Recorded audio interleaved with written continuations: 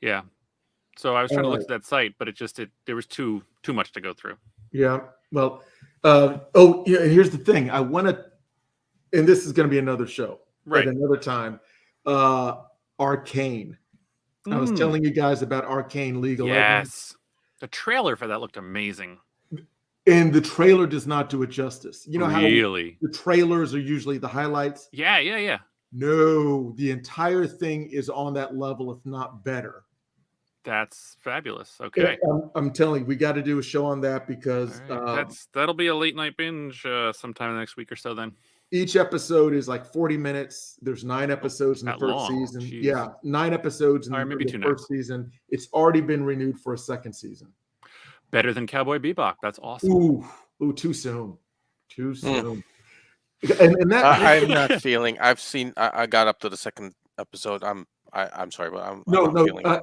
Ron, you got to give it time. I'm telling you, I feel you. Give it till episode 3, and then it slowly starts to kick in.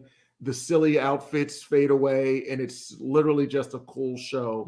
You start to embrace the story of it. That one I might watch anyway, even though it's been canceled. But I heard that already, and I was like, I feel bad for John Cho because he deserves a vehicle that he can lead that is worthy of his capabilities because he's awesome. And I'm telling you, it's a faithful adaptation of the anime as much as you can get without going. And I think that's why it works, because even though it's like a space noir cowboy type thing, but having been canceled, people are gonna say that's why it doesn't work. Yeah, but the thing is, it's not like super sci-fi. So it's still grounded, so they could kind of pull it off. Yeah. Anyway, welcome to Binge Theory, the coolest corner on the internet. The three of us are here today. We got Logan. Hello. And we got Ramon. Hello. And we are going to be talking about the top 10 movies of all time. Now, disclaimer, that could change as of tomorrow. We're a fickle bunch. But either way, this is going to be a great show. Stick around, and we will be right back.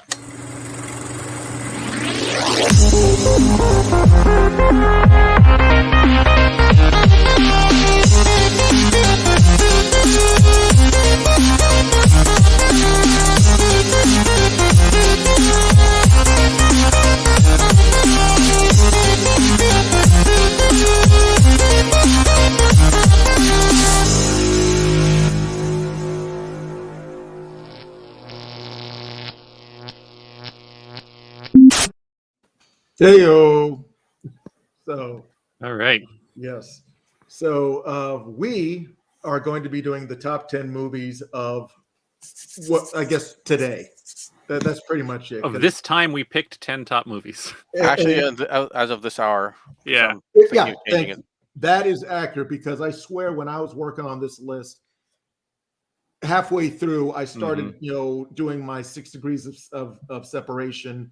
And I'm like, ooh, this director also did these movies that I love. And it just becomes untenable. Yep. We will have to do maybe a category style ranking, sci-fi, noir, comedy, drama, all that fun stuff, fantasy.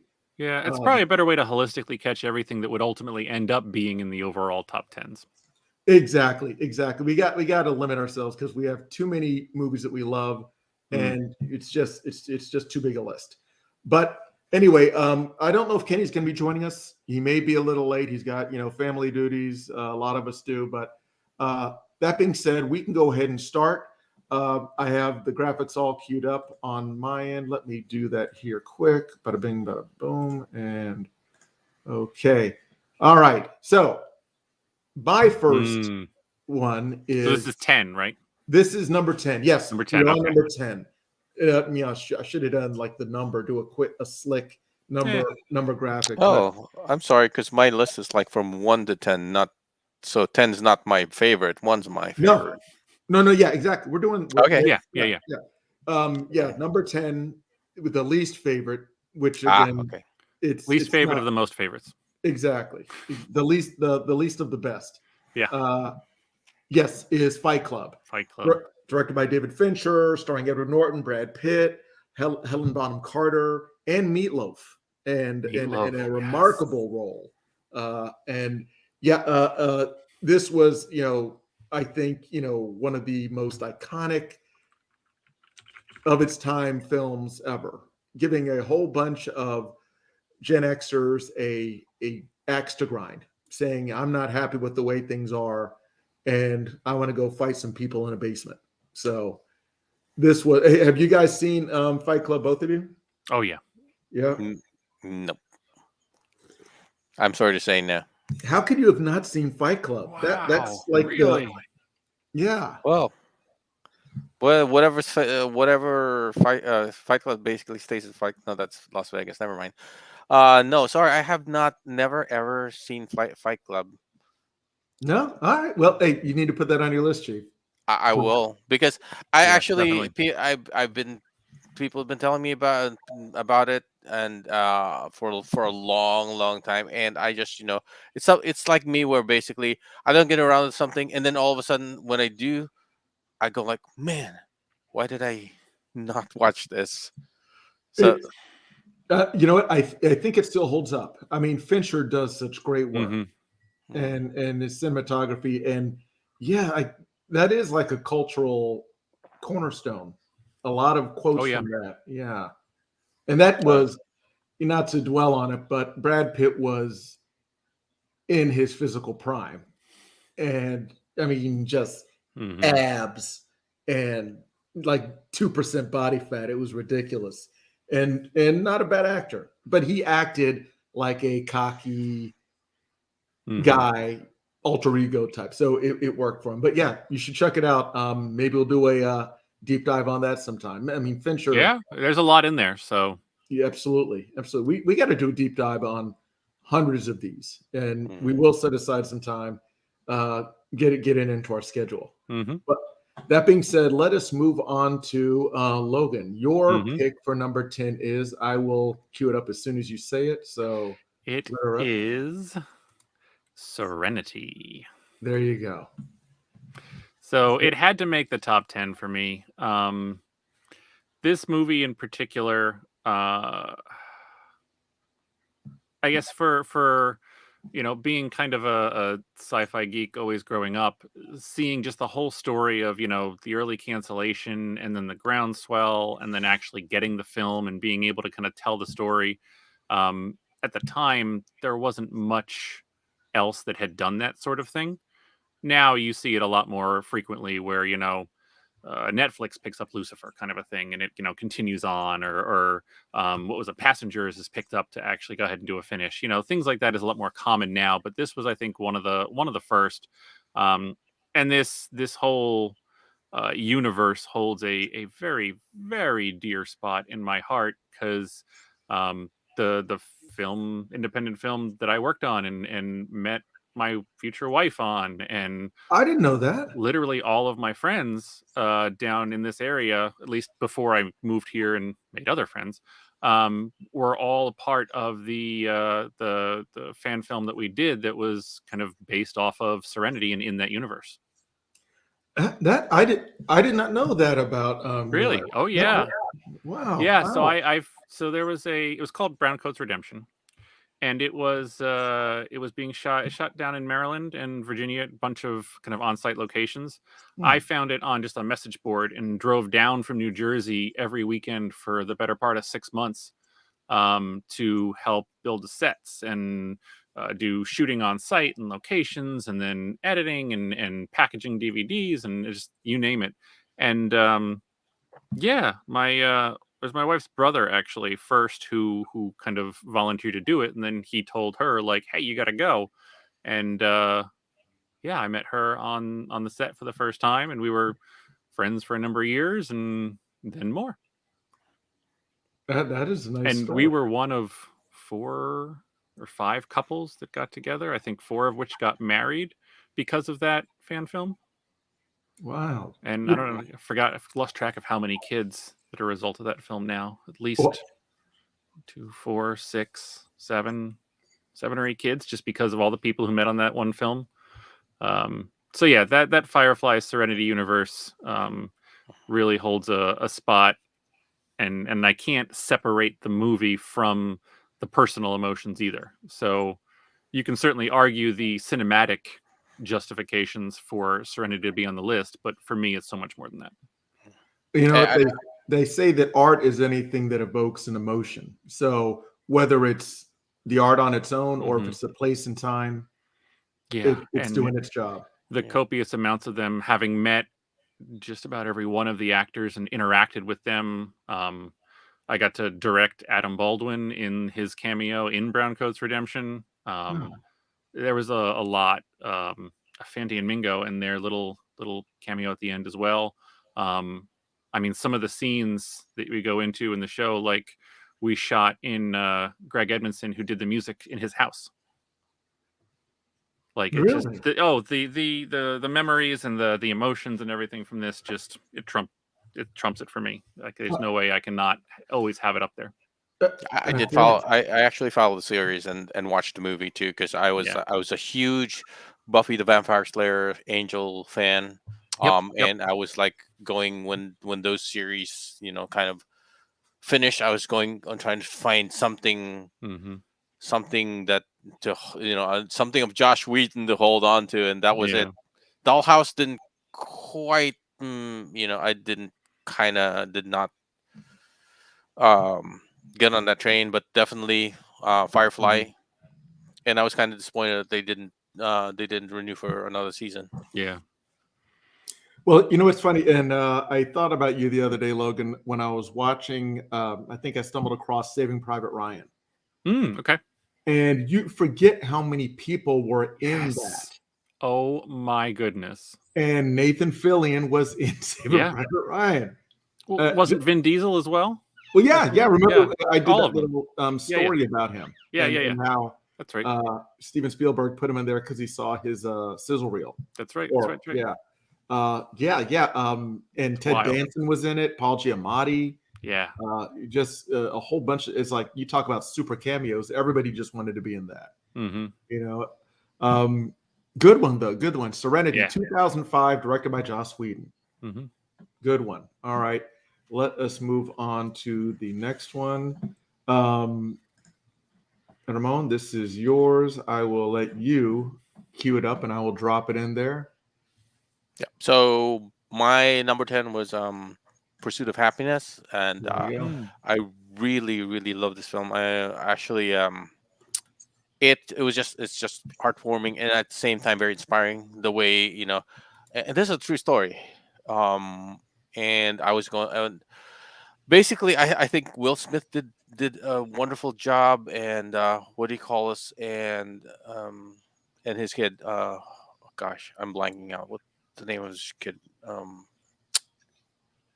Anyway, but this kind of was was pulling on my heartstrings basically, especially that whole scene where they couldn't go anywhere and they were in the subway, and so they end up in the subway restroom eventually, and then just riding the subway. It's just sad, but at the same time, at the end, when basically he got the job for the job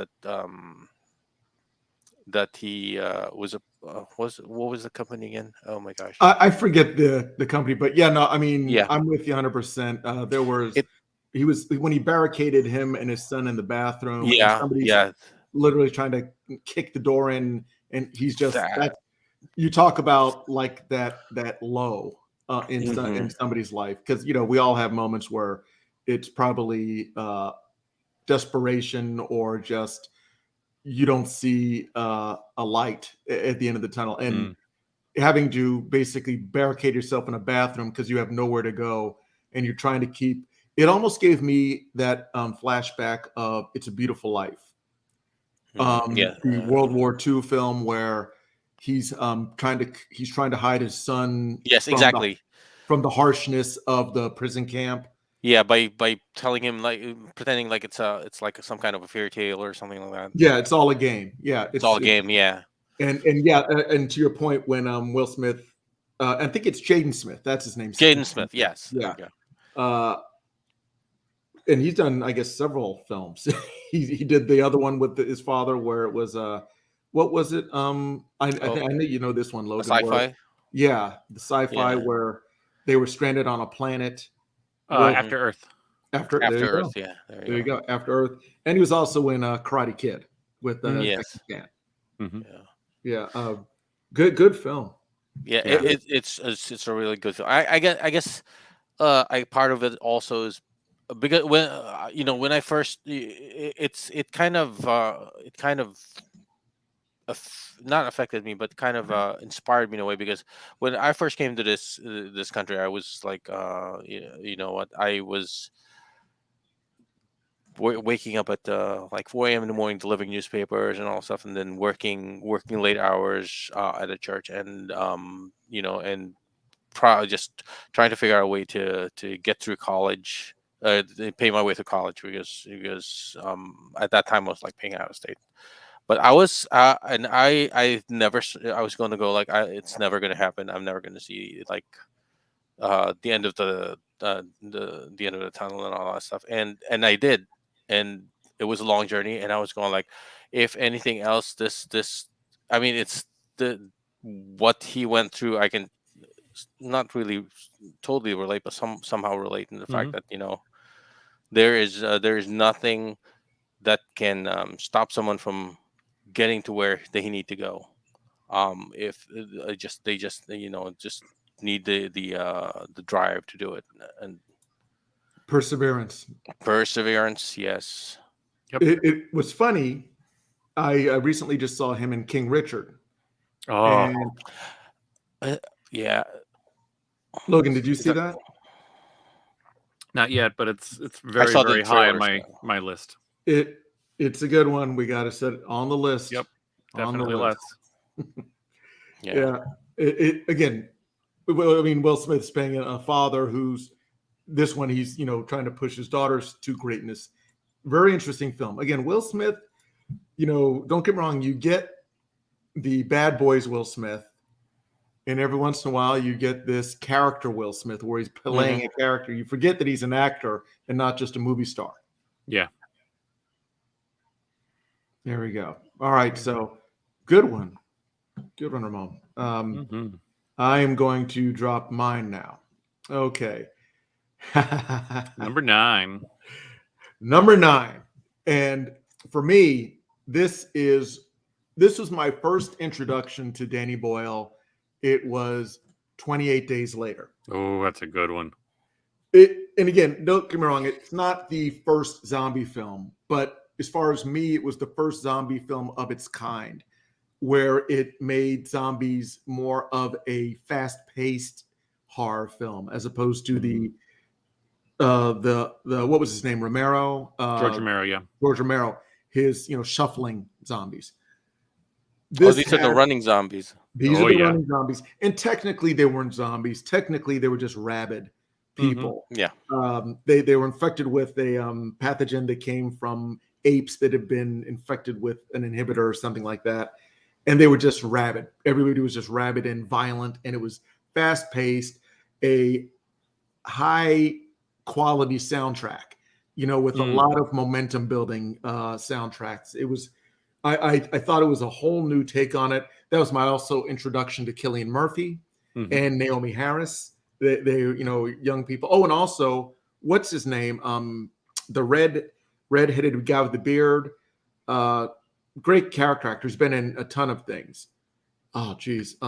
It's not Christopher Dune, and it's not Noah Huntley. I forget his name. Put it in the comments below. He's the gentleman. He's a large guy with a beard. He was in Bruges. Anybody seen that? No. He was in what was the one with Brad Pitt and where they're fighting. Geez. See, this is what happens when you start getting old. You keep forgetting all your subject matters. Troy. He was in Troy. He was, okay. Yeah, he played the big guy that was fighting. No, okay. Anyway, you'll see it when it comes up. Yeah, but 28 Days Later, which then went on to have 28 Months Later, and I'm still waiting for Or 28 weeks later, we're still waiting for 28 months. Exactly. Oh yeah. I don't know if they will do it. I think World War Z kind of squeezed that lemon for as much as it could get. They were talking about doing a World War Z 2 as well. But again, the reason why I think this still holds up to this day is why I think I Am Legend with Will Smith and World War Z failed, because they couldn't wrap their head around doing real actors. Yeah, practical effects. Everything was this, they were all CG, which just it didn't work. And especially because the technology was not quite there, because you could tell, and the eye always knows. So I would rather see 12 scary looking people than 1,200 CG monsters running around. Yeah. So, and both I Am Legend and World War Z strayed very far from the books. Exactly. I mean, I Am Legend should have been a vampire movie more than a zombie movie. And I couldn't tell. Exactly. And that was hard. And World War Z was amazing as an audiobook. But the adaptation was just barely recognizable to what was in the book. Yeah. Well, again, I'm thinking of actually doing some books on tape when I have some time, when I'm working on projects or doing some development work, just so I can keep, the creative juices flowing and taking on some new stories. I'd love to just start getting some books, books on tape, so to speak. And just I've had an Audible subscription, their monthly credits, for almost, at least 10 years now, because I got it, I think, as soon as they started doing it when I was doing the drive back and forth on the film. That's the way to do it. Yeah. 3-4 hours back and from New Jersey. So yeah, I've had it for quite some time, and I love it. There you go. The technology is our friend until it tries to kill us. Yeah. All right, Logan, you are next at bat, good sir. Okay, so my number 9 is Gattaca. Ethan Hawke, Jude Law. Something about this movie just always resonated with me, somewhat in that same kind of, if you persevere and if you believe it, you can kind of do anything type mentality, like you were talking about, Ramon. Yeah, we got a theme. Yeah, and then kind of thrown on this whole biopunk type, world. But it was still, as much as they used that world, it was still such a personal, such a character movie. And I loved everything about it, from the interaction between Ethan Hawke and Jude Law, and loving just both of those actors and the things they can do, to just the end, when they're him and his brother are out swimming, and it's like, how do you always beat me when you're clearly inferior? Because I never save anything for the swim home. Like I still get chills. Like I would never forget. It was just seared into me. It was just incredible. Excellent point. And let's not forget Uma Thurman. Yes. Very, very young Uma Thurman. Yes. I only remember those two things about this movie. I remember that it dealt very strongly with classism. And I mean, it was thinly veiled, but I mean, the whole aspect of being genetically inferior or superior was, right on the nose. And of course, I love that line. That they were swimming, they were racing. They always had this competition, and he said, "We got to turn back. We got to turn back." He goes, "No, we're closer to the other side now." And he's like, "What other side?" Yeah. And then he realizes there's a sandbar way out there that you can swim to, but you can't give up. You have to keep going, and you will get there. And I love that. I've never saved anything for the way back. Yeah. Brilliant. Yep. And again, very, very young. The first movie I ever saw Ethan Hawke in was Explorers. You might like that. He was probably 14. And it was 3 kids. And this is back when computers were just becoming a thing. And he and 2 of his friends discovered a program in which you could make a point in space, a Mhm. literal point in space. And then you could, using your computer, their Commodore or whatever they were working with, Mm. make that, find a point. So it basically was a bubble that could move around. And using, again, a computer. And they crafted a ship from an old carnival ride. Mm. The ones that you sit in and spins around.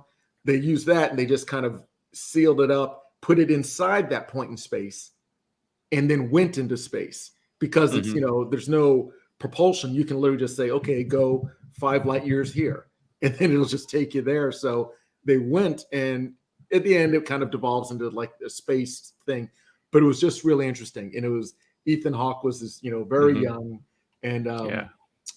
enjoyable character. But Yeah. I think I saw him right after that in Dead Poet Society was probably the first. yeah, Because that was, I think, the next film he did after that one, and that was where I saw him from, or the That first time I saw him. that's probably like a good 5 years after, because he was a kid in Explorers. But you can look it up on the Yeah. internet. But it cracks me up because it functioned on a total lack of understanding of what computers are.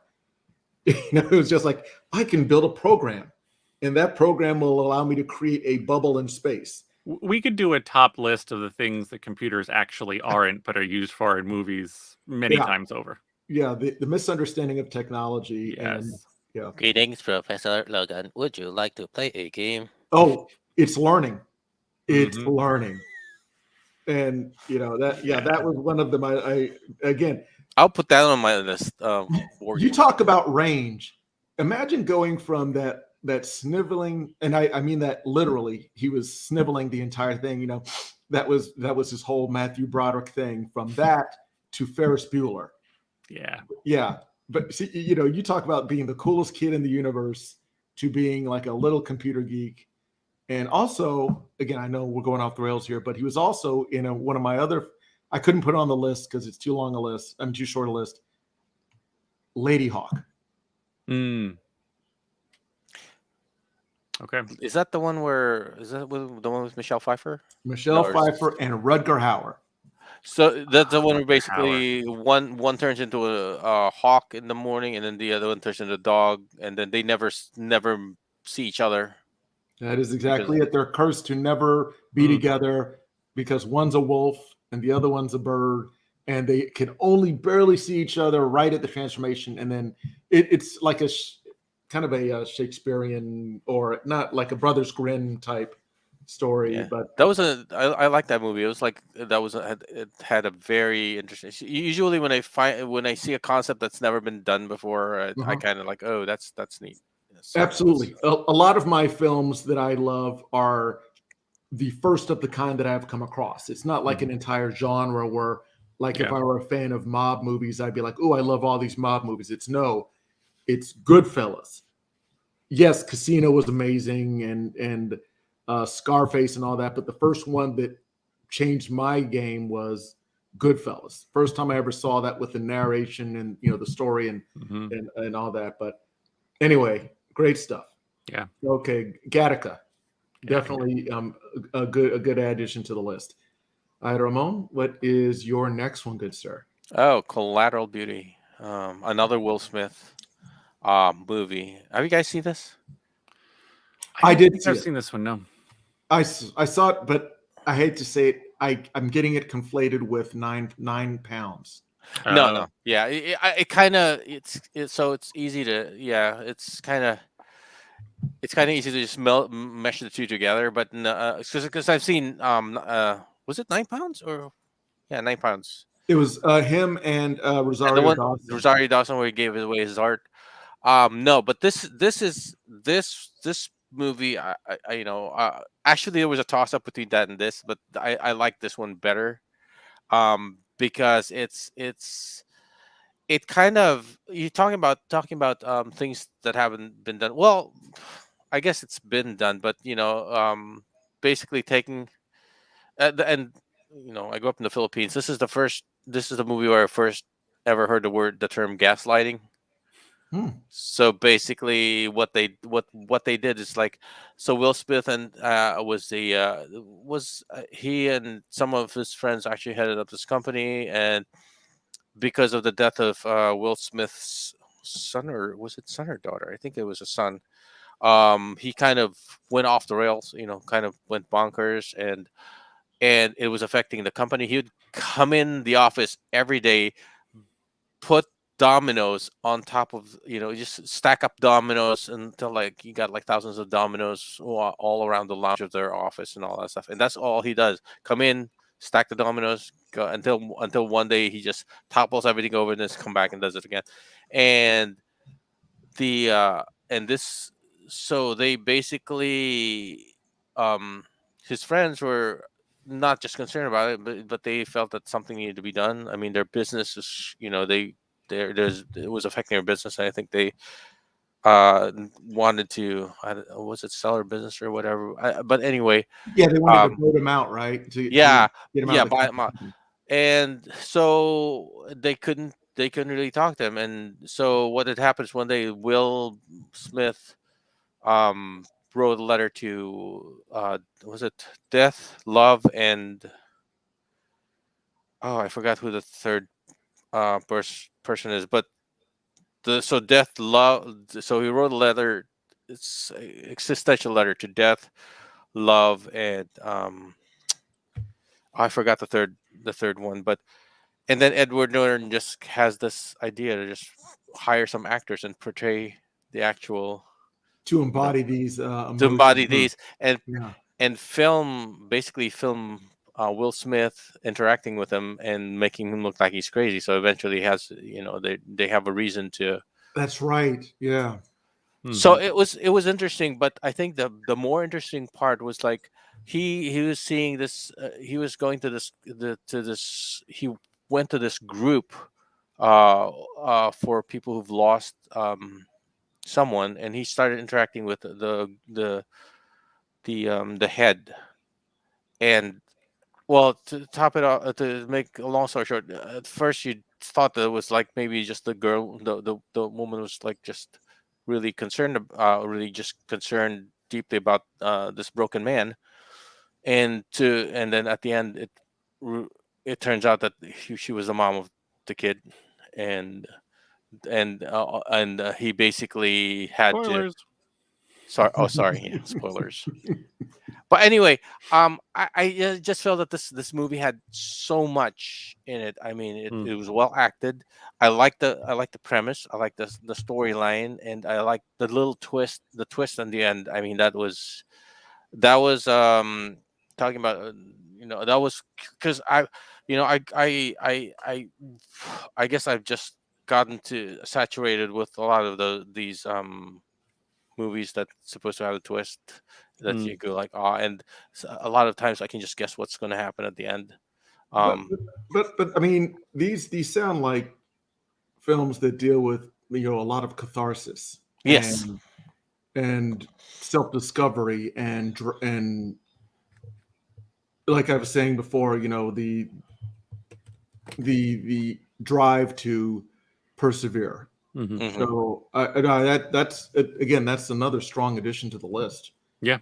Good one. Yeah, Logan, I'd recommend you watch it. It's a really really good movie.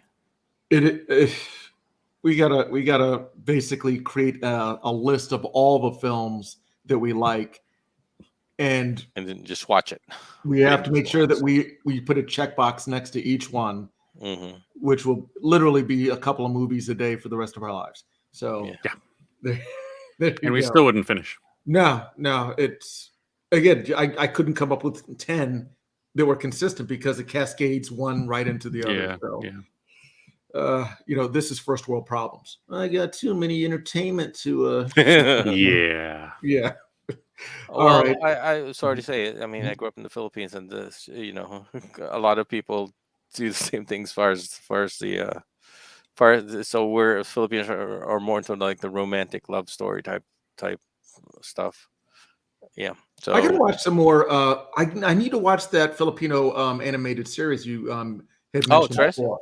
Yeah. I'm gonna put that on the list too.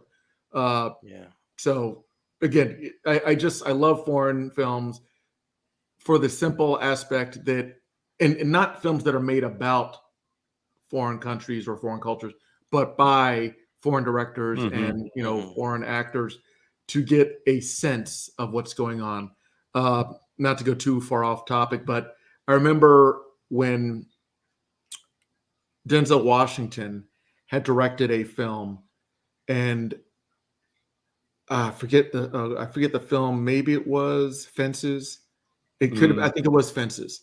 And somebody asked, Talking about the interview. yes, Yeah. yeah. Oh, it's so good. And somebody said, "Why do you think you, a black man, had to direct this movie?" And he said, "It's culture." He said, uh, "Martin Scorsese could have probably directed Schindler's List.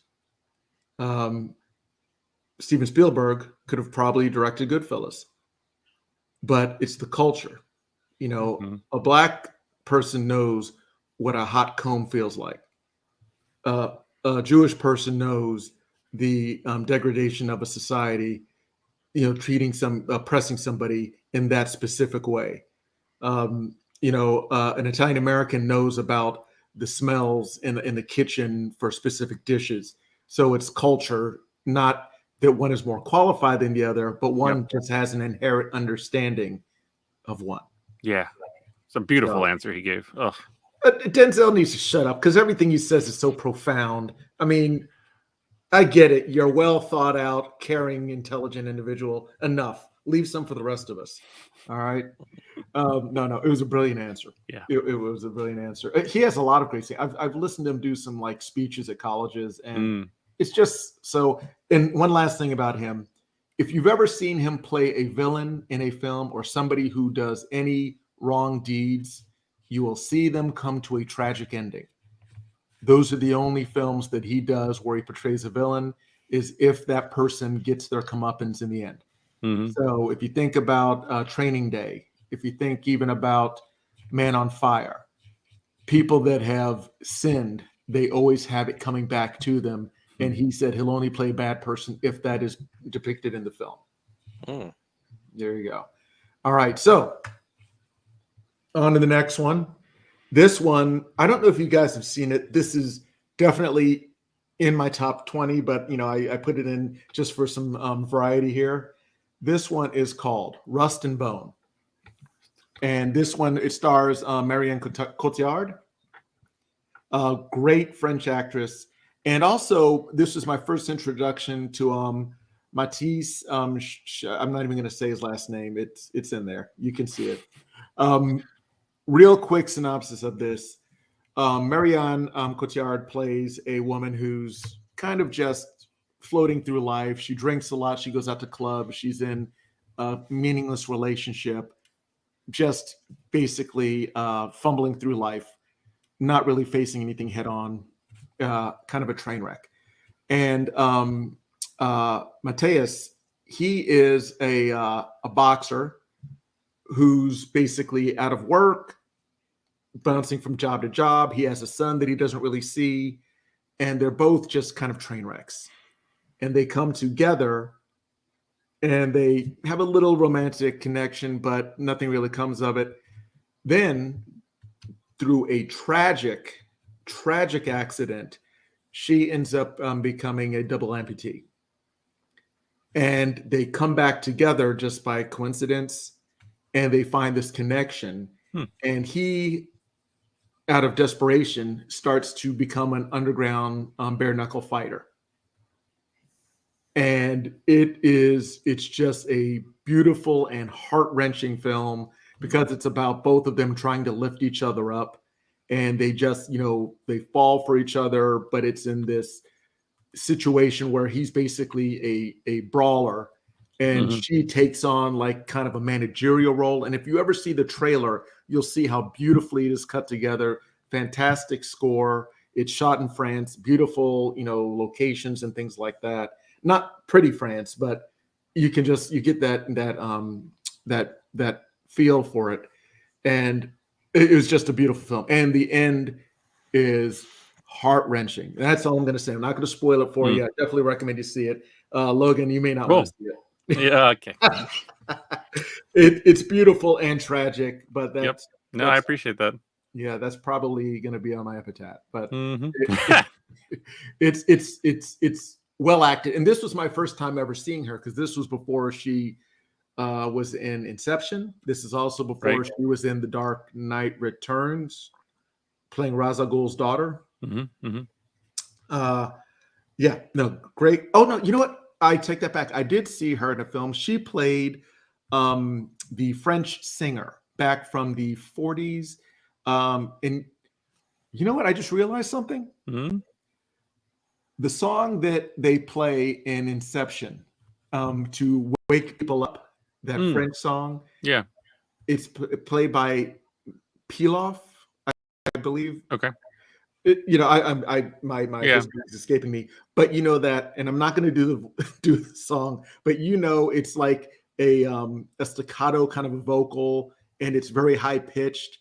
That's my impression. She played that singer in a biopic. Oh, okay. Yeah, and I just put that together because that's very ironic that was the singer they had in Inception to wake them up when she played that character in her big breakthrough role. It is very, very interesting. It's kind of like a Billie Holiday type of a biopic. Over time, she was it. She was like the singer. So, yeah, that is my my number 8, Rust and Bone. And let's see. Okay, now Logan, you had 2. I was going to say pick one. You know what? Let's So, and I thought more about it as I kind of put it, and that it may have been inaccurate to put those 2, but it's still accurate. So, let me show you let me show you the first one that I have. All right. Well, no, I have them in the way that you have them written. So okay, that's fine. So when I was originally thinking through this, I put two movies, and the first was Rocky IV. One of the probably standalone, just classic boxing Sylvester Stallone, like at the height of, just his 80s action mega ultra superstardom. And I mean, that stands by itself. You could like that movie by itself for so many reasons. The other one I put was also Creed 2, which in many ways I think is completely the second half of that particular story. And now that, since Creed 2 exists, I almost can't not think of it as, the time changing the streaming video or swapping DVDs as just an intermission between one movie with a time jump. And the more I kind of thought about that, the more I almost wonder if, in many ways, I see the whole, 8-film currently Rocky franchise as one movie with time jumps about one man. Yes, they can all stand on their own. Yes, there are significant things, but it's just such a story, such a sheer, multi-generational act of storytelling about, one man's life, rise, twilight years, you name it, everything. Like, there's just something about it where pretty much any time, a Rocky movie will come on that I'm not planning for it, it's one of those ones, just, all right, that's what I'm watching. I just get stuck into it, and I get back into his life and the story that Sylvester Stallone created for that character. And I saw it immediately epitomized in kind of these two as a two-parter. But really, it may just be Rocky as the character and his 8 movie with, intermissions story. If you can, I want to go back to Rocky IV. Sure. And everything you said is spot on. First of all, 1985. Are you kidding me? For some reason, I had it in my mind that this was in the 90s just because it makes me feel younger. But 85. 1985. And yeah, you're right. I won't tell you how old I was, but it was single digit. Yeah, well, I'll say this. The reason why, and you're right, this was not only one of the corners, this is probably the apex of the Rocky character in general, as far as popularity and to this day, Rocky IV is the highest grossing sports movie of all time. Yeah. And that has several factors in. First of all, it was Sylvester Stallone at the height of his career. It dealt with the Cold War conflict. And it so was out in the open. Yeah. Oh, and it was so, don't get me wrong, this was one of the least realistic boxing movies ever. It was definitely Hollywood boxing. It doesn't hold a candle like to Mark Wahlberg in The Fighter or Robert. What I'm interested in seeing is I actually just rented on Amazon his director's cut that he's been working on all quarantine. So I'm very interested in seeing how he recuts it and how that may differ or change it, because of all the boxing movies I've seen, I would say Rocky Balboa, Rocky VI, is the most realistic boxing fight scene I've ever seen in a theatrical movie. They shot that with CNN cameras, right? I mean, on ESPN cameras. ESPN or HBO or whatever it was. They literally just, had it all done by the actual, and that again is why it looks that way, and it worked completely for me. So I hear you. The only thing, I mean, the fight scene, I get that. The only thing and this goes to time. I know it's cinema, but when Rocky I came out, his character was 35 years old. Yeah. So he'd be about 90 years old now, and still he's, in Creed's corner. It again, time aside, because obviously we're time jumping here, but Rocky IV was not only, the fighting was unrealistic. You're fighting a 12-foot guy played by Dolph Lundgren, and he's juiced up. But the thing that gets you is not the fight choreography, but the editing in the fight scene and the score, or would you say soundtrack or score? It's a score. It's both. It's both, because there are definitely there are songs in the film.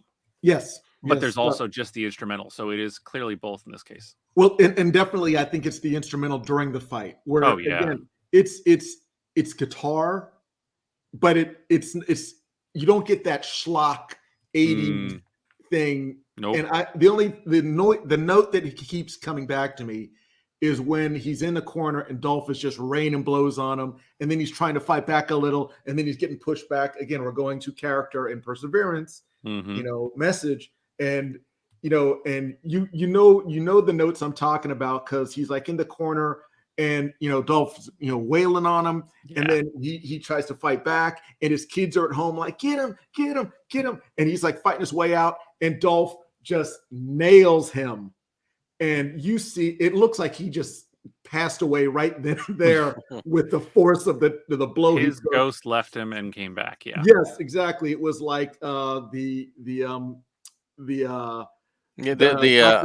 Strange. Doctor Strange, yes. And the astral projection punch. Exactly, he knocked him into the astral plane, and you see his head cock back, and then he just falls. He crumples onto the floor. No referee comes and does the count. No, they don't even bother with that. No. And he gets up, and he has to find his mouthpiece because he got knocked out of his head. And it was just one of the most. But it got your blood going. It put you there. It put you there. It was, you left the reality of boxing aside, and it was just like melee, and it was a fantastic one. Yeah. That now, talking about great fight scenes, I want to jump back to Creed 2. Yes. Because Logan, I think you and I saw this in the theater, right? I think we did. Yes, we did. Yeah. We caught this at the Alamo, and one of the things that we saw was the long take. Oh, that long take fight in the beginning. Yes. Is this where the one his kidney started bleeding? No.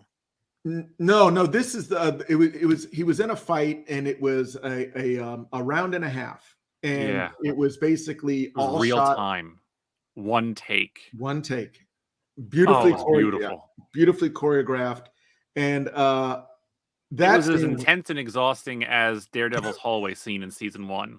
yes, The same kind of thing. or Old Boy, Or you know. yep. It all works just the same. And man, they nailed that, and that was incredible. Exactly. Or Birdman. Yeah. Yeah. And that director, he's done a lot with that Mhm. long take.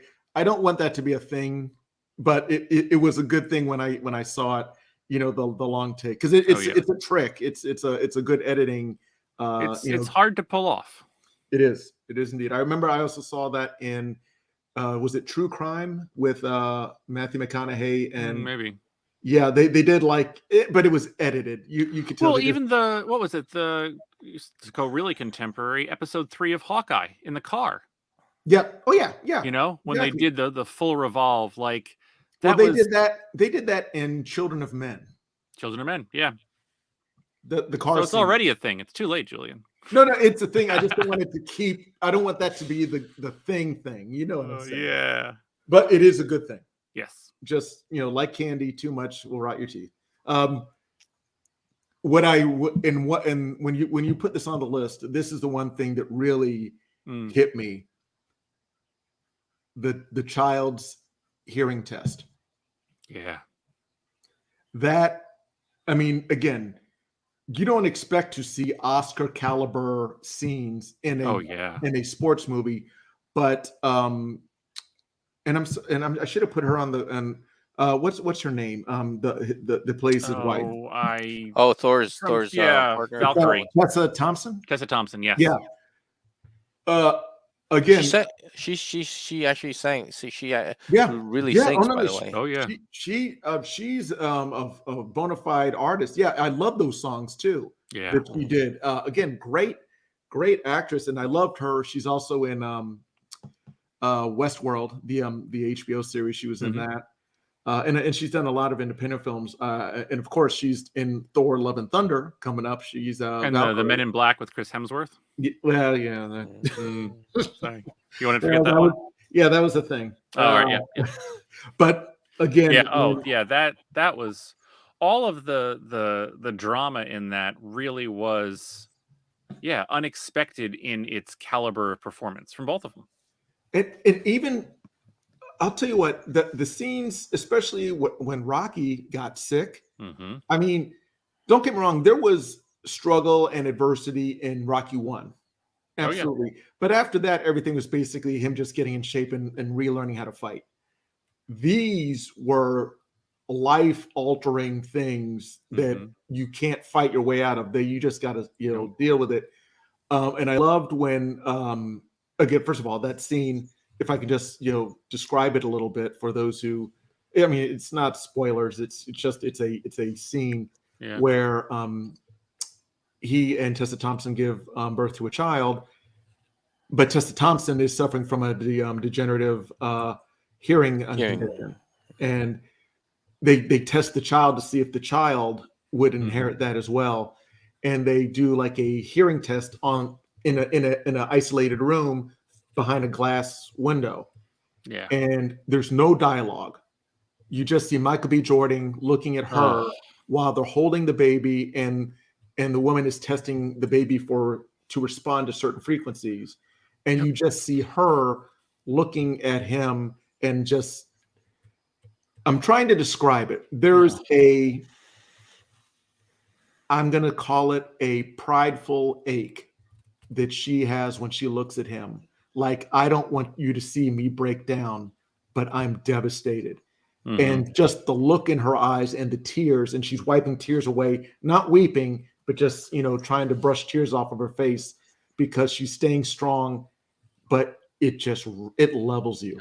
And it's like water dripping out of a dam, like just, And because, and then the thing, remember what we always talk about, showing and not telling? It was such, and again, in a stupid boxing sequel, and I'm just looking at this like, what am I looking at here? Yeah, that was tremendous. It was. And also Rocky gets, has to deal with, a bout of cancer, and he's going through these treatments, and you're just like, These are real life problems Yeah. that just level you. It's not fighting a steroid Russian No. or Mr. T or Hulk Hogan. Right. This is what do they say? There's three different fights. There's man against man, man against nature, and man against themselves. And this Got is, all of them. yeah, You have all of them in that. It's just incredible. It was wild. It was wild. And again, Yep. and even with all that, they still managed to throw in a pretty good training montage of Yeah. him in the desert. Yeah, and the desert was good. And they still managed to add in, you know, all the history of the characters from the earlier Rocky series to kind of show that continuity. I mean, that's the thing. It's not just a standalone film. It's this man's life story spread out over 40 years on screen. But it also does a great overlapping because it's not just like Rocky, Creed. Yeah, because no. Creed was there from the beginning too. Right? Yeah, Creed was fighting with Rocky in 1, in 2. He was training him in 3. He died in 4. And so And his son was there in 4 too, wasn't he? Yeah. Well, you show No. they were showing them at the pool with Yeah. Creed before he died, and basically you know, Or she was just I pregnant. even remember a robot. Yes, we can forget about the robot. Yeah, But yeah. But that they was- show the kids, they show the son. Yeah, but I don't know if it was like I don't remember seeing the kids. I remember him playing with his golden retrievers in the pool when he saw the Russians come to America. But yeah. But it wasn't like they were characters. They might have been No. like But No, it was just, you know, the that continuity and passing of torch. Like it wasn't like they never showed a you know, kid and all of a sudden you had a kid. Like True. Yeah, it wasn't like, you know, Yeah. a soap opera guy showing up saying, Yeah. I'm his long lost son. No, I'm his love child from you know, that trip in Vegas back in 76. and I'm so glad they brought Fasila Rashad in as the mother because, you know, she brings that gravitas of a loving, caring, you know, she's Mrs. Huxtable, you know, so Yeah. No, great pick. You know, I will say that both of those were great in their own right. Yeah, they were, and they could have been anybody's individual pick, but yeah, the story of Rocky Balboa. You know, we're not breaking any bylaws here. No. All right, Ramon, what do you have next, good sir? All right. So I'm starting now with my so basically 11 and 10 were the triumph of the human spirit type of scenarios. But I think from 9 all the way up to 4 is more like all movies that were smartly done. Well, And this is your number 8. This is 8. So my number 8 is the beginning of my all movies started. All movies smartly done, and it's called Age of Adeline. And the premise. So just it's been out long enough, so I guess I can give some spoilers. But so the premise is that she got into back in the early turn of the century. She got into a weird kind of an accident. It's like it's the conglomeration of different situations that it was like a very freak accident that's like 1 in a billion, wherein she ended up I think falling to the water and then being shocked by lightning, and then all of a sudden not aging. So and there was an explanation. Basically, there's like there was a very scientific way of explaining that how she stopped aging. It's like there was something to do with her RNA. Anyway, uh, so she stopped aging, and because of this, she had to live a life where she had to because people were starting to wonder, what's happening here. And there was one time we even fed during the McCarthy era, the feds got even involved because this is not your normal stuff. So she had to live a life of changing her identity, watching her daughter age before her, and then falling in love, and falling in love, almost getting married, but not continuing because she knew that it's going to cause complication. And basically what happens, she fell in love with a very young um Harrison Ford. Oh yes, of course. So she falls in love with a Who very wouldn't? young, yeah, a very the guy that they used to play the young Harrison Ford. It was, oh my gosh, it was like the resemblance is uncanny, and the sound, the voice They too. should have It made wasn't. him the. They should have made him solo. Yeah. Oh yes, yes. They should have made him solo. And of course, um, the guy was about to propose to her, and she decided this is not going to happen. And then she continues on with life, and then falls in love with another guy who turns out to be the son of the first guy she fell in love with. Oh, that's disgusting. And yeah, and but she did so. The way she portrayed the character is just like, how you can tell this is a hard thing to do. We're living through different what do you call this, periods within a century. Mm-hmm. And you would think that someone, someone who basically, you would need a lot of skill to actually the way talk, look the way you do, with the age you are right now, and yet talk as if you were someone that grew up in the 20s, 30s, 50s, Yeah, or you gotta have 60s. like those different period affects. Yes, which she did. And Mhm. it was so and she acted like, she did act like someone who actually lived during those times. um Her mannerisms, um the way she basically, the way she spoke to her daughter, who's at that time was already like a grandmother. um I gotta see. Yeah, no, it's an interesting premise, it and is, it is. I get exactly what you're saying. She was probably talking like this back in the 1940s, right? Exactly, yeah, exactly, there you Yeah, go. yeah. And the thing about it is, though, it's like also Highlander, where you live an immortal life and you pick up so much skill. And there was one scene where the guy was trying to negotiate a with a contractor in Portuguese, in Portugal, not in Portuguese, but in Brazil, and he only knew Spanish. Adeline just grabs the phone from her and just starts speaking Portuguese. And I was like, oh. And then she just walks out. She coolly just walks away, and just hands her the phone. And he goes like, well, that's it. Um, and it's a very smart film. And the thing about it is, though, they end up going to their parents for the parents' wedding anniversary. And guess what? Harrison Ford sees her, freaks out. Get out and of my house. and at the end, and she basically tries to pass herself off as the daughter of the person that daughter of Adeline. Yeah. But Harrison Ford finally finds it out in the end. And it's a well done, smart film, and well acted. I can say that, well I'll acted. have to check that out. I will be honest. I have yet to be wowed by Blake Lively.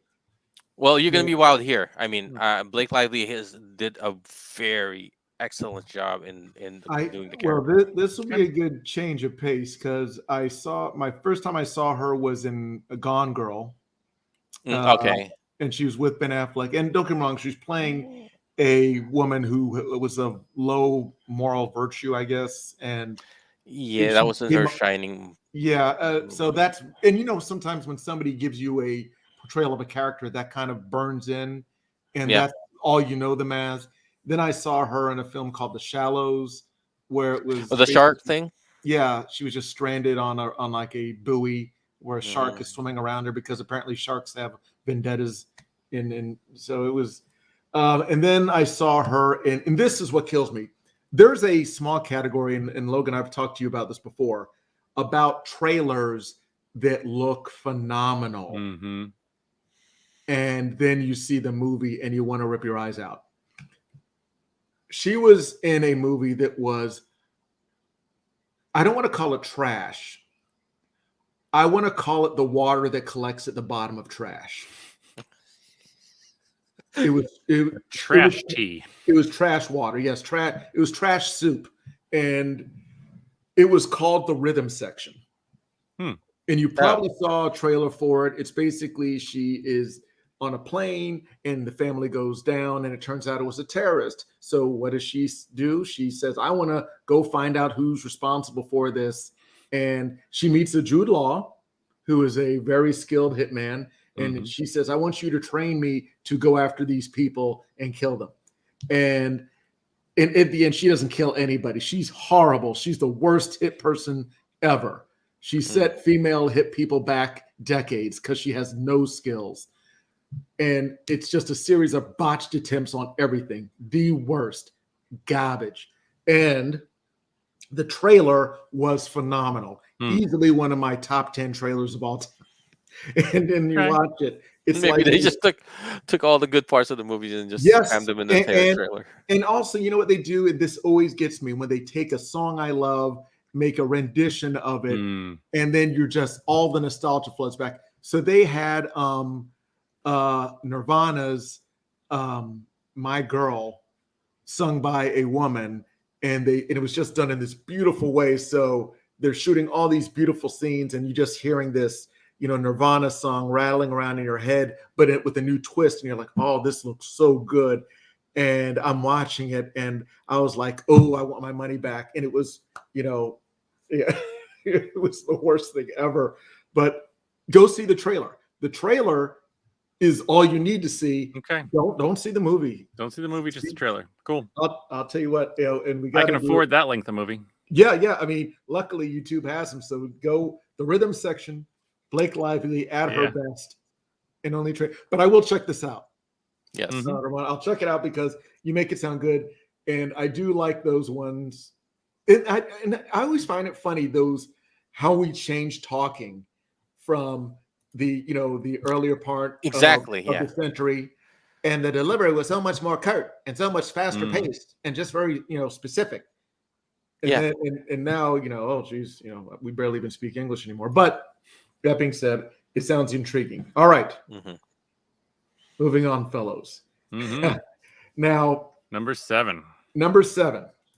Now, this one, when it came out back in '96, and again, like I say, I like films that break new ground and tend to start their own type of a genre. And this film was by Danny Boyle, the same director that did 28 Days Later, did Trainspotting. And again, the same way that he made 28 Days Later a whole new take on the zombie or the infected, us against one, many against one film. He did this where it was a stylistic journey into addiction. And again, don't get me wrong, I'm not pro addiction or anything like that, but it was done in a very stylistic way with an of its time soundtrack, a lot of techno and stuff that was big in Scotland and in the UK back in the 90s, and a lot of unique and really inventive cinematography. Danny Boyle has the craft. He has filmmaking craft just down and storytelling down.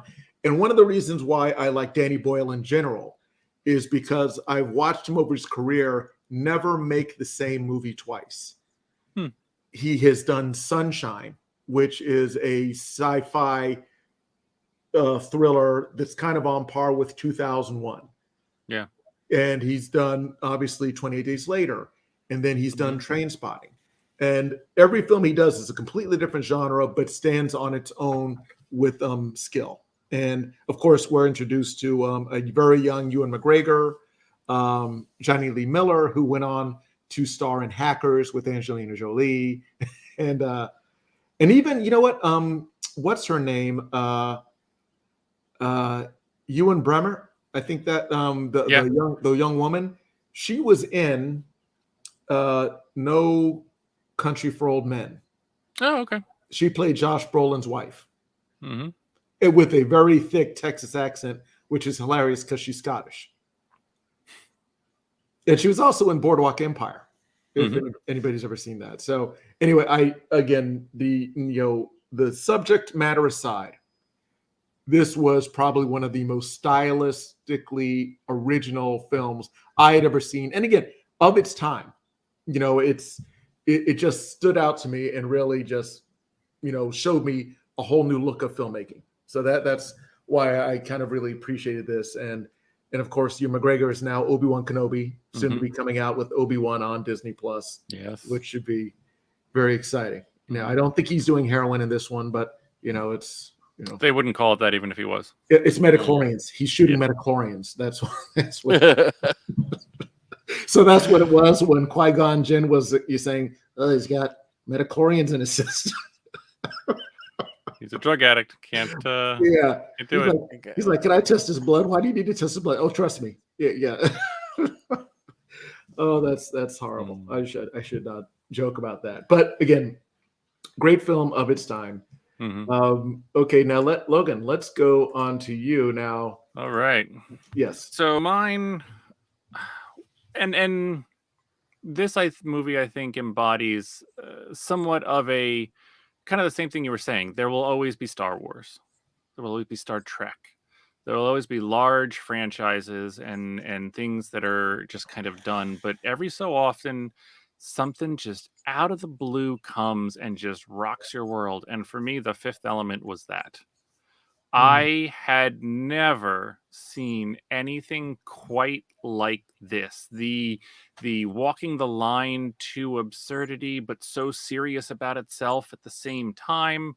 The drama mixed with the sci-fi and the kind of everything about it. Just, this was never, you would never have seen this as a Star Trek episode. This would never have been a Star Wars movie. Like, there was such a unique quality to this at the time for me that, Gary Oldman is the villain and Bruce Willis is this futuristic, taxi driver hero at the time. And I'll take whatever ribbing for this that I get. I was into 90210 as well. So I know. No. Hey, opening up with Luke Perry was just like, oh, this is cool. And it was like, I never would have expected him to be in something like, it was just such a large story that was just so, or in a world that was so well planned out and designed. It felt whole when it started. It was just, just impressed me on so many levels at the time. And sure, I've seen better movies since, and things have developed since and whatnot, but there's something about finding a new take on, for me, sci-fi that just really is. Half of me is just like, oh, this is amazing, and half of me is like, I don't really want to get into a whole nother universe again. But at the time I was looking for it, and this was it. Well, I love Luc Besson, and this, I would say, is probably his second best film,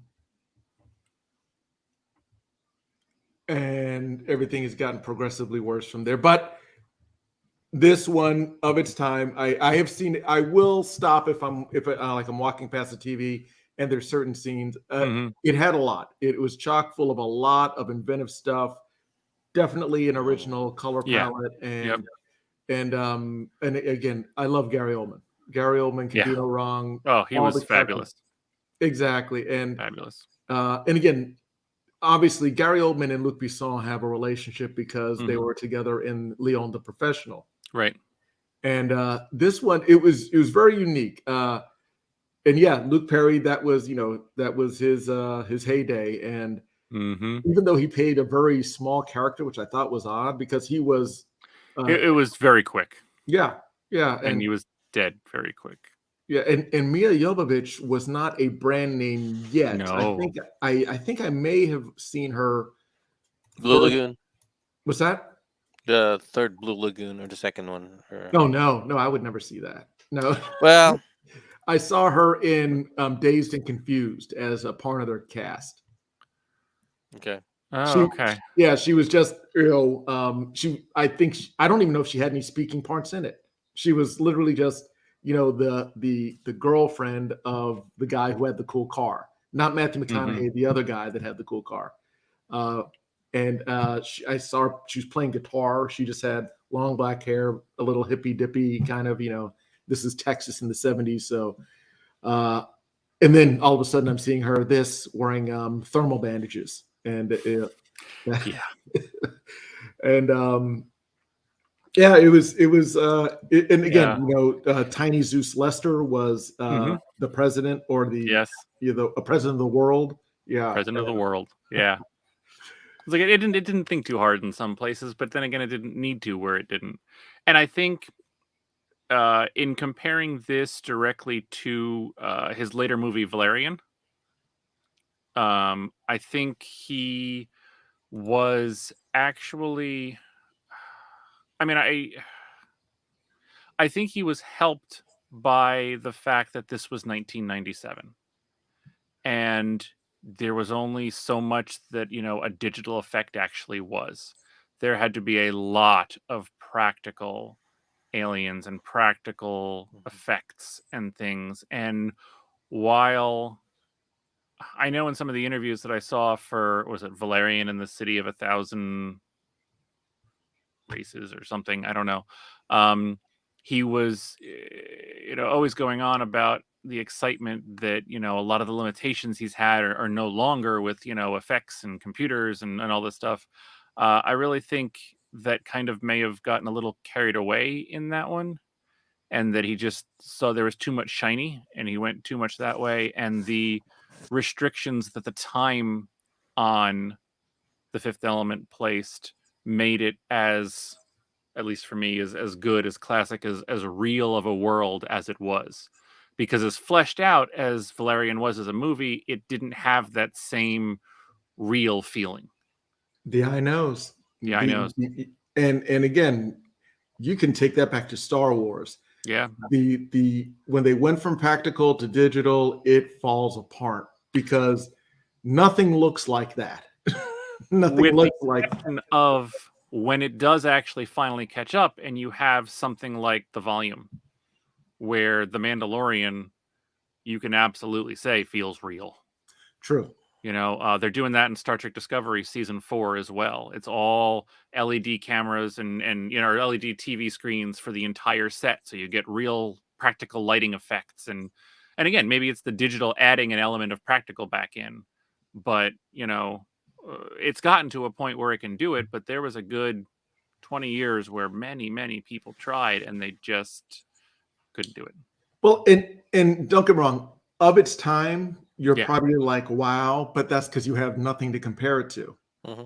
I mean, you're watching Spawn and you're like, wow, this is what hell looks like. Yeah. Like a video game. Mm-hmm. And I will say this. When this came out, the visuals were stunning, especially in the very beginning where you have the I'll call them the turtle people, with the golden, just those, again, all practical. Yeah. It almost reminded me of the Dark Crystal, where you had and how they would move, and just the visuals of the lighting and all of that, and even the Gary Oldman's henchmen, the shapeshifters. It was all good. It was practical, and it played. If it was all digital, I don't even think I would enjoy it, because it was of its time, and it'd take you out of the suspension of disbelief way too much. Exactly. I think it was, again, it was a window in time into the technology, and I think he did very well with the limitations. And to that point, I'm a firm believer that I call it Twitter filmmaking, where you're only allowed a certain amount of characters, so you try and make it as specific and deliberate as possible. But if you can do anything, then you find yourself doing anything, and it's not grounded. So diluted that you never get there. Exactly. So good one. No, that is a good one. All right, Ramon, you have another one, sir. What Yep. is this one we're looking at? So, holidays are coming up, and makes me feel nostalgic because this is by far my favorite holiday movie. It's what do you call this? The Family Man, Nicholas Cage. Yeah. So, I just think it's Nicholas Cage for me is like I have a love hate relationship with Nicholas Cage. You and the I rest think a of the lot of planet. people do. Yeah, that's This will fall under the love part. Mhm. Then again, he the people around him, Taylor Leone, they all did a very wonderful job with this. Basically, it's like I guess it, it's maybe it has I've this is the first time I actually seen something like this done where basically you wake up one day and you see what you've missed. Maybe it's because I never grew up in the States, so maybe there were other books or other movies that had the same premise, but I really like the fact that I really like the storyline. What is the premise? So the premise is, so he's like this uh he's a president of this what do you call this um I'm not it's a huge company. It actually deals with mergers and stuff like that, so they're working on a great deal of merger deal between two pharmaceutical companies. And he was like in this top of his game. He's telling people to work Christmas and all that stuff, and basically he's saying that um that you're gonna take the 26th off if you want, but no, you're working Christmas Day. And because my big gift to you for this Christmas is comes with a lot of zeros. um and so basically he's at the top of his game. He's like he has everything. He has a penthouse, living in a penthouse in New York City and all that. But he did during his college years tell his girlfriend that he was gonna. So sorry, I need to back up a little bit. So the story begins with him and his girlfriend in the airport. He's going to go to London, to a business school in London.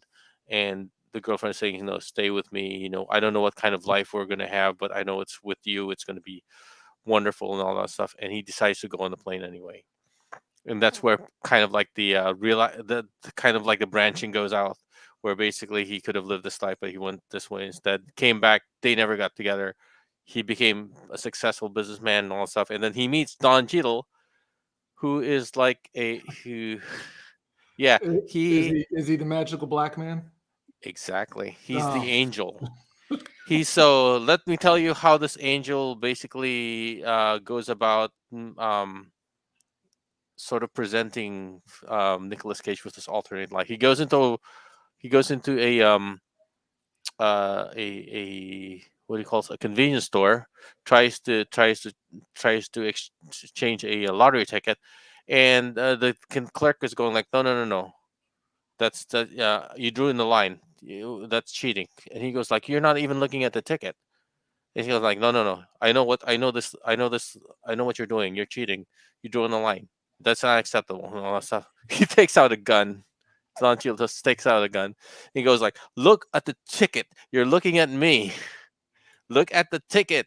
And then Nicolas Cage comes up. He was like in the back trying to buy some eggnog. He goes like, um look, I'll buy you the ticket from you. And he goes like, oh, whoa, so and who the heck are you? You some guy in an expensive suit, get caps, news at 10. Is that what you want happening?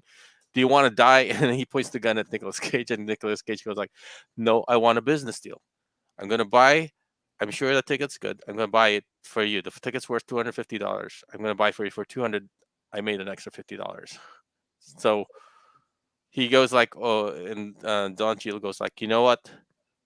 Um, you handle that so well. You handle that so well. But he's gonna give you a gift, and guess what? The gift is he's gonna make him live his life as if he never left for the plane. So he wakes up the next morning and he finds himself in bed with his wife and kids coming up, jumping up, say Merry Christmas on bed, and he's going like, "Where's my car? Where's my Ferrari? Where's everything?"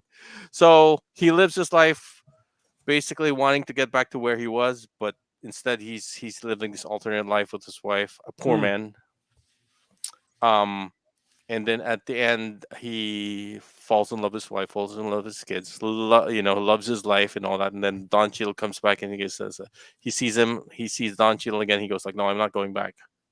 And Don Cheadle goes like, "Look, a glimpse by all the finishes is just a glimpse, you know." And then he wakes up and goes back to his empty life again when he was before he had his family and all that stuff. It's a nice movie. I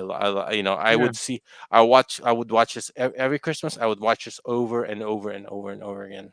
Yeah, it does have a little bit of It's a Wonderful Life. A Christmas Exactly. Carol. This is My Wonderful Life movie. Yeah. Yeah, nice. no. Yeah, Christmas Carol. That's right. I'm thinking Yeah. of Christmas Carol. Yeah, that is a good one. It is. It's a very good one. Yeah. So it's my go-to movie every Christmas. You know what? Cool. That is a good pick. I'm gonna see your Christmas movie because I have a Christmas movie that I like.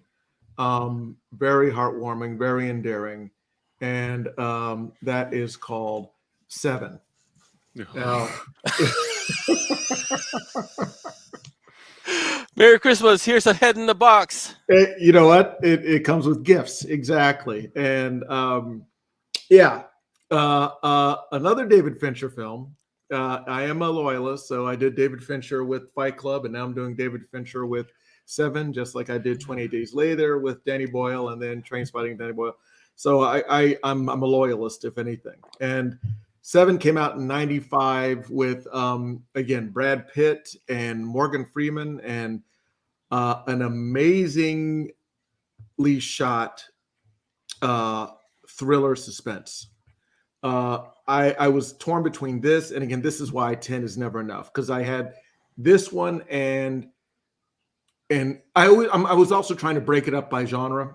So I was thinking either this one or Silence of the Lambs, because they're both so, suspenseful and, thriller.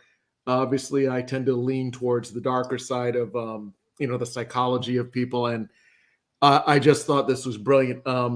And culturally now it's not really appropriate, but of its time, Kevin Spacey was phenomenal in this role, even though he was barely in it, because you only see him in like the third act, and it's always a game of catch up. And Brad Pitt's not really a great actor in this. I'll say Brad Pitt's not my best actor of all time, but he did his role. Morgan Freeman was, just again so profound and wise, and he just had a methodical way of doing his thing. And the process of tracking him down and understanding what his message was, and how Morgan Freeman, based on just a fundamental understanding of literature and points of reference, was able to say, okay, he's preaching. He's saying this is, greed. When he starts to see the clues, he doesn't even want to get involved, because he's like, no, this guy is about to do the 7 deadly sins. You can see it. He's writing these sins as he's committing these crimes, and we're not done yet. So there's going to be 4 more of these. And it was just very well thought out, very well crafted. It was shot in a city that you don't know where it is. It's one of those things that's kind of timeless, because it's any city, any urban city with detectives. And yeah, I could watch it today as well as I did 20 years ago. It's just a good film. And again, Gwyneth Paltrow, very young Gwyneth Paltrow, and I think her and Brad Pitt were an item at the time. So, and it is, again, everybody knows the line, "What's in the box?" So if you find yourself quoting a movie, it must have done something right. And this, I just thought that this was a good one. Another one that also I like similar to this is The Bone Collector with Denzel Washington. Mm-hmm. And again, that one's really good, oddly enough, with Angelina Jolie, a very young Angelina Jolie. You never saw that, Logan? Angelina. Let I me put it didn't this think way. it was her. I thought it was one of. No, No. yeah. No. Who Well, am I thinking of? here's and again, I know we're talking about Seven, but just Yeah. to show you, the Bone Collectors star Denzel Washington that was a paraplegic. Right. Yeah, No, I think I'm sorry. I've seen that. Yeah, he was a quadriplegic. This is a Forgive me, yeah. precursor for CSI, I guess. What? Well, Okay, basically, at that time, look, the crime scene investigators were looked down upon, but so I think when she started taking pictures with a dollar next to the footprint or something like that, and she was What? actually doing the whole thing methodically and stuff like that, and the other cops were like, not not really appreciative of what she was doing. Right. But No, well, Denzel had this fantastic mind. mhm. That's the only thing that made me think about it, because it's like Mhm. Morgan Freeman, but Denzel had this mind where he could reference things just by looking at it and put the pieces together in his mind. Like he saw a little bit of a piece of paper that had half of a face on it. And he said, Mhm. that's from a crime thriller book that was published back in 1852. It's part of a 5-book series. It was ridiculous, his recall of stuff like that. But he was a quadriplegic, so he would do all this from his bed with, again, very of its time computer technology, which was, basically a screen Mhm. and a camera. But yeah, Angelina Jolie was a beat cop, Okay. and she came across a murder scene, and just like Ramon was saying, she saw a crime scene, and she just instinctively knew to mark it, mark the area, Mhm. to show the scale of the footprint by putting a dollar next to it. All of these things she remembered because she read his book, Denzel Washington's book, who had Mhm. wrote book on forensics and things like that. So he had her working this new case with him, Okay. where she's the feet and he basically is in a Bluetooth in her ear, talking her through the whole thing. Really good. Yeah. Wasn't there a similar one with Ashley Judd? Oh, and Morgan Freeman. Oh, you're talking about Kiss the Girls? Kiss the Girls. Is that it? Maybe that's the one I'm Or confusing Along Came a with. Spider. Could have been either. Yeah, I think. What Along Came a Spider was with Monica. Was Oh, it also that with wasn't Ashley Judd. That wasn't Ashley Judd. Well, the one I'm thinking, and this I'm probably totally off. The one I'm thinking about, Kiss the Girls, is when she is abducted. And Yes, that's Ashley Judd. Yeah, that's Yeah. Kiss the Girl. Yeah. Okay. But I do think she was in something where she played a police officer, right? No, she was so she. I think there was like was it a sequel to that where Kiss the Girl, but actually there was another one where Well, I think I think the sequel was Along Came a Spider. I could be wrong. I gotta check and see, because I thought Yeah. I thought Monica Potter was the one for Along Came a Spider. But I see Logan's Googling, but you know what? I'm trying, but not going to happen. I'm going to pull a Sean Connery. Yeah, it is. It was Monica Potter. Monica Potter. Yeah, Monica Potter. It wasn't Ashley Judd. No, I don't know who Monica Potter is. But she's like Julia Robert-ish. So type of yeah. All right. Well, actress. Oh, I think it was Kiss the Girls. It was Kiss the Girls. That is the one I was thinking of. Yeah. But anyway, okay. Yeah. Well, it's always somebody's. What's funny is that it all boils down to the killer has somebody in a well or in a room or in a hole, and the detectives have to get there in time. But it works. So, okay, so that's my action thriller holiday special. Okay. 7. Now, Logan, on to you, good sir, and some good old-fashioned American cinema. Anything but. So it's funny, is I put it on the list because it obviously left a mark, and I think it was my first introduction to Indian Hindi Bollywood cinema. I forget why or how I found it now, but this movie is called Doom 2. Came out in 2006, and I may have seen it around then or shortly thereafter. But it definitely started my affinity for for Bollywood, for Indian Hindi language productions. There have just been so many that I've seen that have just been phenomenal. This one in particular is nothing groundbreaking as far as its plot. The two guys on the left are kind of like a buddy cop type duo. Hmm. The lead center female and the guy on the right are kind of the criminals, essentially, kind of going after just different heists and things like that, and the cops are chasing them as they're doing their heists. But there's also some love stories thrown in and some romantic entanglements and interludes and redemption of the villain and all sorts of stuff. And it just it takes its time, but it throws in these absolutely glorious dance numbers and music and singing, so it almost becomes part musical in the middle of everything. And I love a bad musical. I certainly love a good musical, and this is some phenomenal music, and the choreography is just stunning. The scenes in here are just gorgeous. Like, it's lots of just beautiful locations, practical effects. You get kind of drawn into the drama of it in this kind of action-packed type event. And I've gone on to see a lot of at least the three characters, the three actors in the front, a lot of their other work, to the point where the lead guy on the right, and I'm going to butcher his name if I try to pronounce it, but Hrithik Roshan, everything he does, like when he puts out a film, I watch it. It's fantastic. Love his work, love the things he's done, and I just this kind of started it, and it is still going. You know what? First of all, I got a comment on this poster. What you just described as the story, I get none of that from this poster.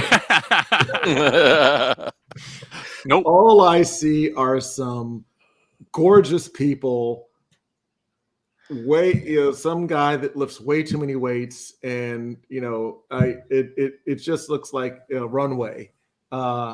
And I know I get nothing from the plot of this whatsoever from this poster. But no, I'm glad you were here to tell me, because I had no idea what this movie would be about from this poster. It's 2.5 or 3 hours long. A lot of these movies that I've seen are 2.5, 3, 4 hours long. There's another one I watched, Lagan, I believe was the name of it, and it's all about. It's a period piece, actually, for I guess the beginning of maybe the first I don't want to screw this up, but either the first Indian rugby team when they're playing actually back in the British colonization days, when British were still there as kind of ruling the country. And who else is in it? Paul Blackthorne is in that one, which really shocked me. I don't know who that is. So I most recently from Arrow, he was the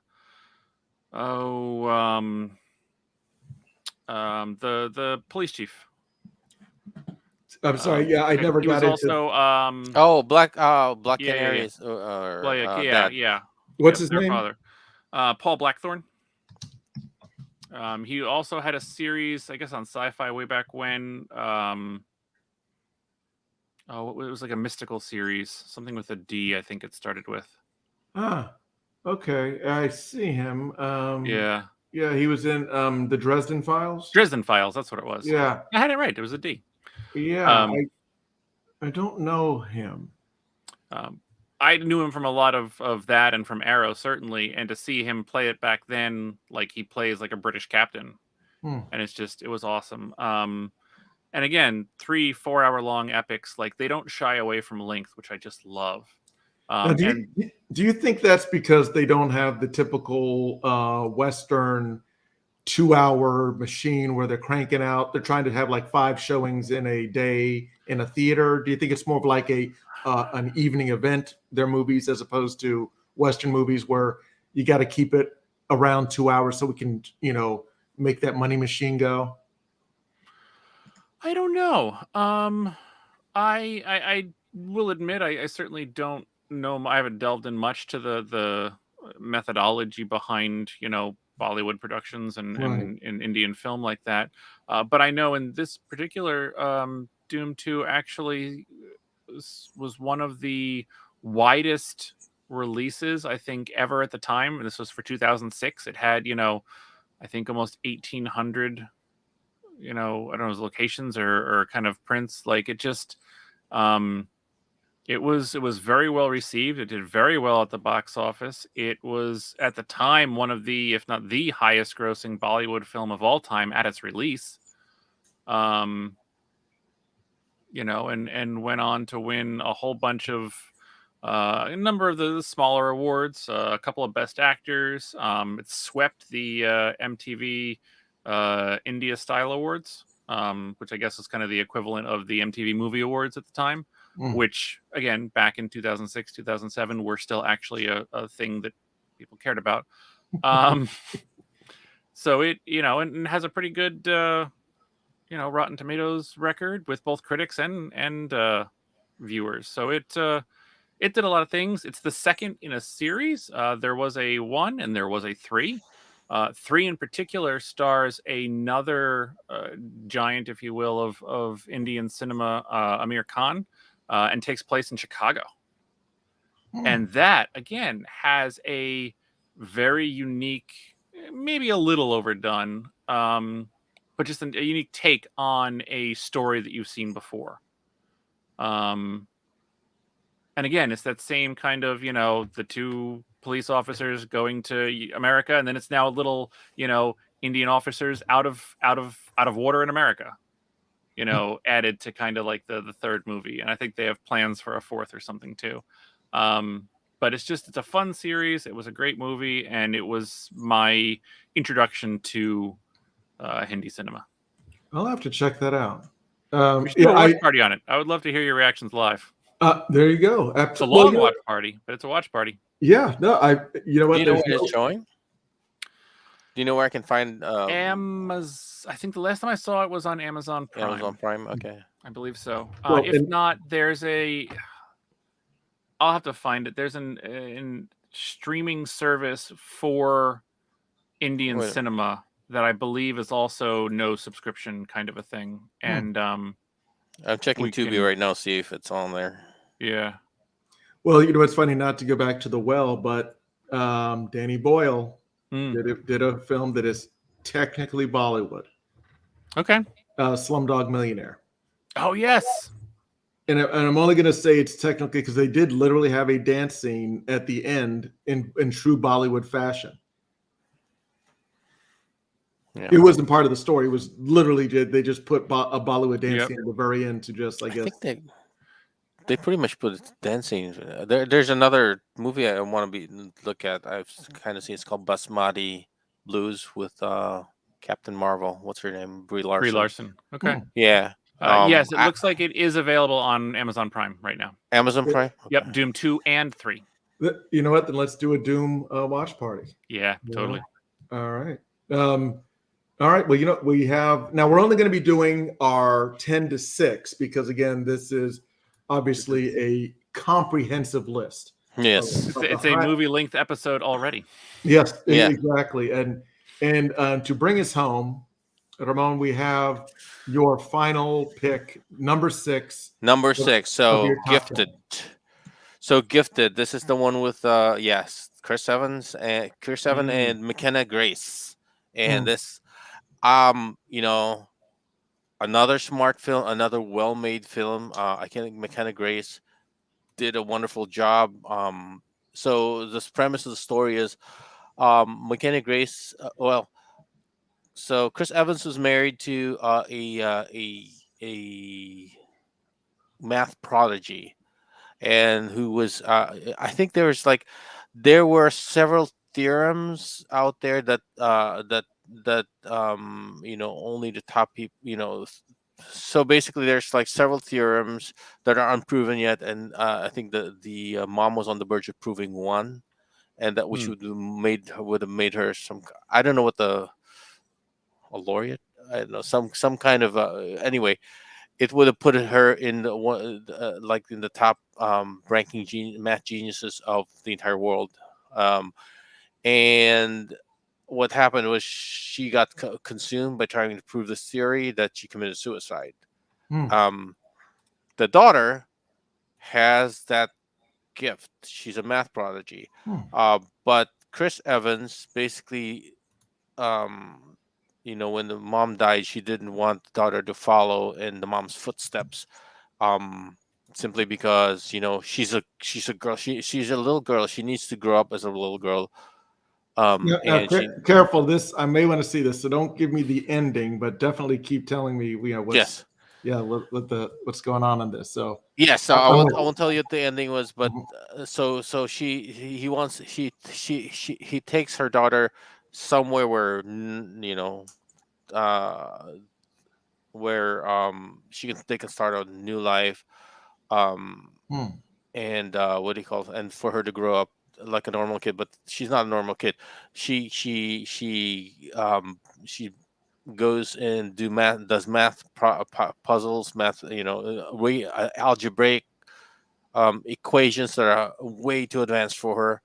And she was doing this until Evans finally decided to take her to enroll her into school, which is like kind of like she's up here, and elementary. Oh, she's up here, and she wants him to go in school with the level down here. He's trying to slow walk her, and she's Slow, yeah, yeah. basically. And it kind of is a difficult situation because she goes into she goes in the classroom, and then what is 1 plus 1, 2 plus 8, and all that stuff, and Mhm. so the kids are like scratching their heads and all that stuff, and she's just totally bored, and all until the teacher goes like, all right, when was what? Okay, all right. If you think you can, if you think this is boring, tell me 1 plus 8 got 9, and then this plus this 16. She answers it straight right away, and also, so the teacher goes like, all right, then tell me what. Oh, this is not the actual number, but 177 times 2. She gets out, 177 times 50 or something. she gets outed as a genius. She goes like, and she stares for a while, and the teacher goes like, okay, lesson learned, let's move on. And Mhm. then she goes like, okay, the answer is this, and the square root is this. And she's like, the teacher takes a calculator and goes like, so now they're back in the she's now back in the spotlight.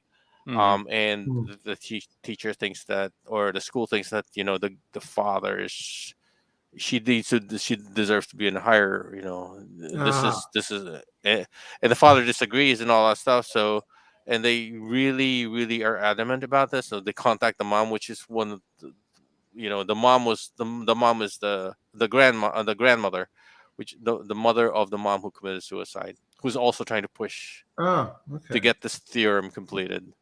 And Yes. All right.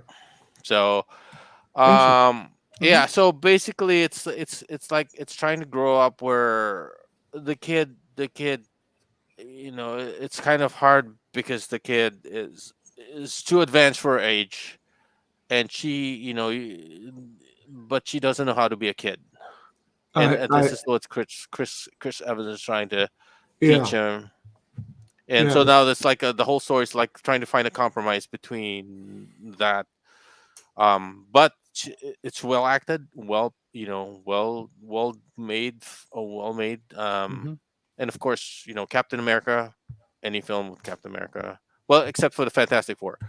I was gonna say he's Johnny Torch too. Johnny Blaze. What's his name? Johnny. Is it Johnny Johnny? Torch, Blaze, the Human yeah, Torch. Johnny. the Human Torch. Wait a Yeah, second. but Wait a second. Who's Ghost Rider? Nicolas Cage. No, Nicolas Cage. no, the character's name of Ghost Rider. He's Johnny Blaze. I think No, so. Yeah. Johnny. So Johnny so Blaze is the character's name of Ghost Rider, and Johnny Torch Johnny Storm is Johnny Storm. Storm. Yeah, Johnny Yeah. Storm. There you go. Yep. Storm. Who makes up these names? Jeez. But no, I got you, Ramon. I mean, it sounds Stan Lee, Jack Kirby. And Yeah. Octavia Spencer's here too. So Oh, actually, that's cool. going to be one of my other picks. Was what hell? do you call this? The one with them where they were all math geniuses. Yeah, the Hidden Figures. Hidden Figures. Yeah, Yeah. that was one other of my top picks. So, Um, but yeah, no, for my next film, my next list. Yeah, no. Well, we still have to finish our numbers 5 through 1. What's funny is I'm glad you were describing this because I definitely get the gist of it. I was confusing it with another one where Chris Evans had telekinetic powers, and he had like a little girl that I know what you're talking about Dakota Fanning. Yeah. To me, it looks like the exact same. Yep. She looks like Dakota Fanning to me right here. So no, Dakota Fanning. Yeah, push. Yes, push. Exactly push. And you know what? It's not just Fantastic Four. So yeah, but you know what? That is such a ripoff, Logan, that they call that push. You know why? Because in Stephen King's Firestarter, remember little blonde girl who was, had telekinetic powers, and her father had powers as well, but he had like manipulation powers. And you know what Drew Barrymore would call it when her dad would force people to do things? You pushed them. That's they're not even. They're not even. Are any ideas really original? Yeah, because and forgive me, but that's when I saw this poster. I was like, oh, she's gifted like a telekinetic gift. No, but it's a math gift. Yeah, and I totally get her. I mean, she's she doesn't fit, and Chris Evans wants her just to fit, but other people want her to succeed. But Chris wants her to have a real life, normal life, not be a subject that will burn out like her mother did. It's it seems interesting. I don't think I've ever even heard of this. Chris Evans is not really, when he's not, wearing tights of some sort, he hasn't really been at the front. But again, here you go. Danny Boyle had him in Sunshine. So there you go. It all comes back to Danny Boyle. Well, I'll tell you right now, he did a wonderful job here. I mean, it's kind of hard. It's like kind of hard when you see Chris Evans. It's kind of hard to remove that whole Captain America thing if you're watching him doing something else. But this one as well. He did well on this movie. He was also good in Knives Out. Knives Out. Oh yeah. I saw that. Out was Knives amazing. Out. Yeah, and they're coming out with a sequel for that too. But on Netflix. Is it a series or is it? He just played a jerky. The license to Knives Out to do, I think, 2 or 3 more movies for it's like some $450 million or some garbage. Like they bought it out from Amazon, or Amazon sold it, or I don't even know what. Yeah. Well, that probably sounds good because I don't know if don't get me wrong, I liked it, but it wasn't like blockbuster to me. It was just a very good. It was Clue. It was Clue for this day and age.